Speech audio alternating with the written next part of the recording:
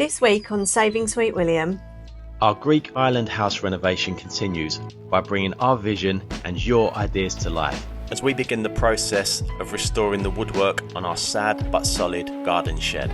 mixing old world charm with AI driven design. We're Chris and Joe. And this is our creative collaboration Renovate with us. Okay, first thing that we're trying to do is get the door off of the hinges. This has got lots of screws that are kind of old, kind of rusty, and some bolts as well. So the easiest thing is going to be for me to disconnect the hinge on this side here from the supporting frame.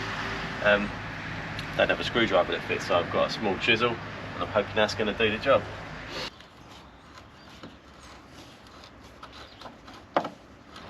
Yep, remove him.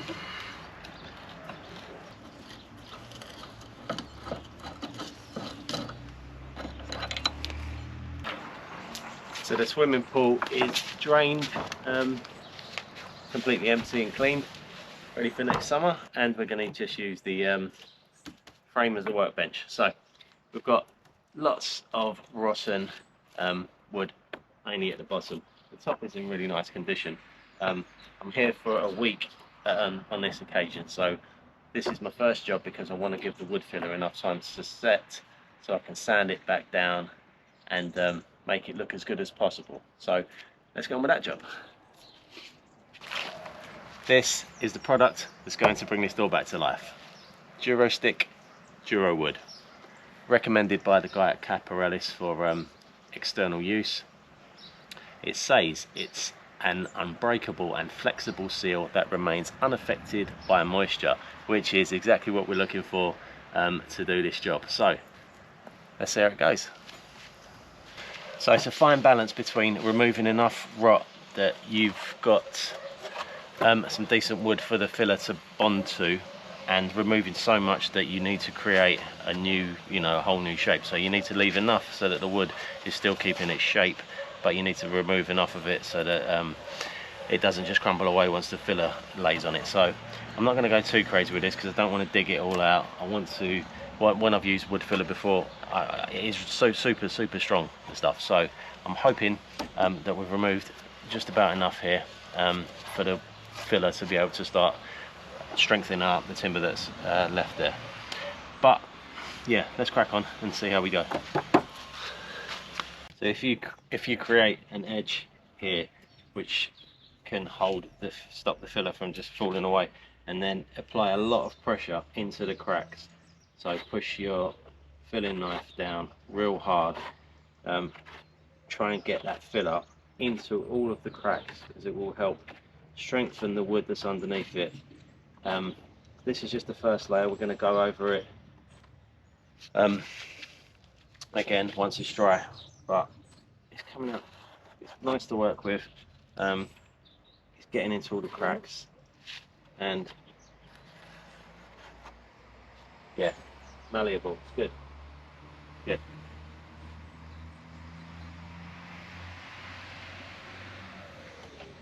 Remove the plank of wood by pulling it down, pushing it, pulling it at the same time. Pushing it into the wood whilst pulling it down. Moving on to the next section.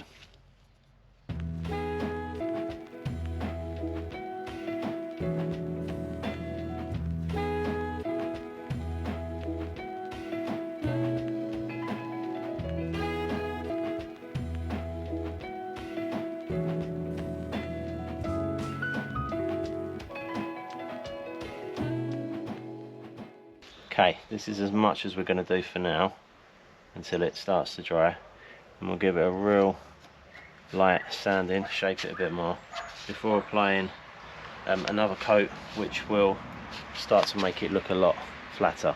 But I'm happy with that. It's gone on really well. The product's nice to work with. So yeah, let's give it a couple of hours, see what it feels like, see if we can just get the surface a little bit smoother. So the wood filler has been drying now for 4 days, and it's absolutely solid, ready to be sanded down and painted. So let's start the first job, sanding it down right now. Start at the top.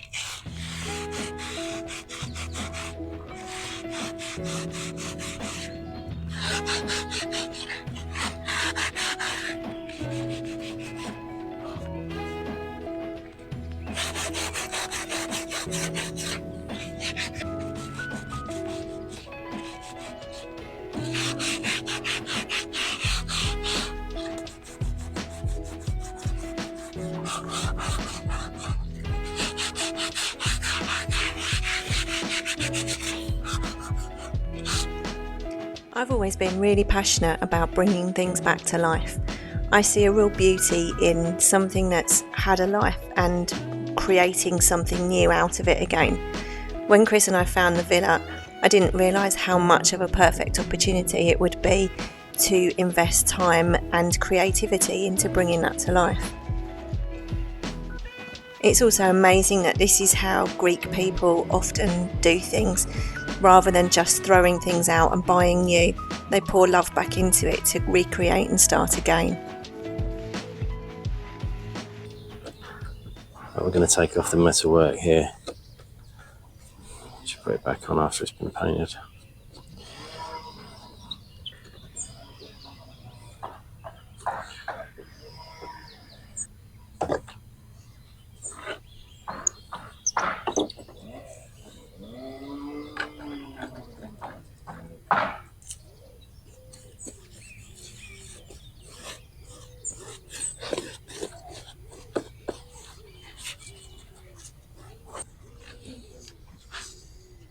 Brand new pot here of our lovely blue paint that we've just kind of got mixed up.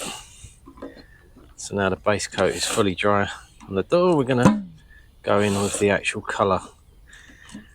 Looking forward to this and start getting a real sense of what the shed's going to look like. Yeah. It's amazing what Chris has done here with the door, and I really didn't think that he would be able to save it and bring it back to life like he has. It's quite a thing for us to invest so much time and effort into this, and I look forward to the future. I can see us showing our grandchildren what we did and how we did it, and I hope that our children and their children will carry on the feeling of the villa for years to come. And I hope that our families integrate with the Greek families around us and build more memories. How striking does that Greek blue look? It absolutely lifts that door, and against the white it's incredible. I'm really, really happy with how this shed's turning out. What we're going to do now is use this enamel paint rust inhibitor on these hinges and brackets. It's nice to pick out the detail in the ironwork. I think it will help set the blue off rather than just coating everything in like a uniform blue. I've just arranged them with their screws on different paint lid just to keep them in one place. But yeah, I think this is going to really set the blue off even more. Happy with how things are going. Anyway, let's get this done.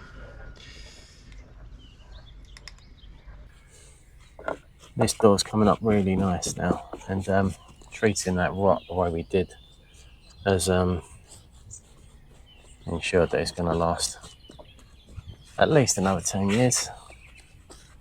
Just got to maintain it, paint every now and again. But yeah, happy with how it's turning out. Lovely old door actually. We've saved a lot of money by not having to replace it, and also kept a lot of the character of the house by not replacing it. Alright, inside done as well. Painted these hinges with rust protector, and I think they look pretty cool. Of course, we've got old-fashioned flathead screws here that are going back in with a chisel, of course.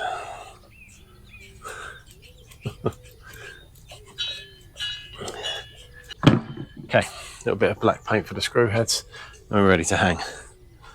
Okay. Oh, dodge the olive tree, dodge the roof. Anything else we've got to dodge?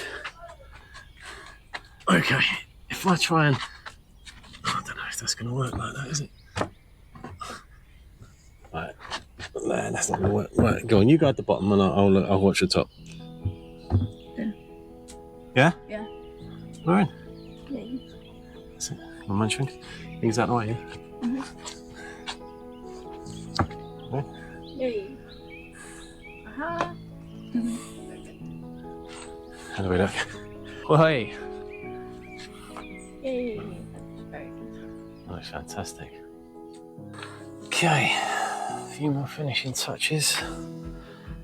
Here we have a mix of flathead and crosshead screws, Phillips screws.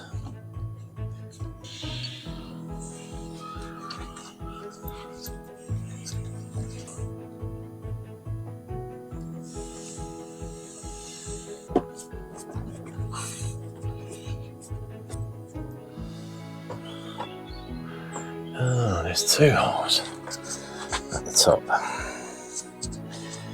Oh, it's been moved at some point in its life.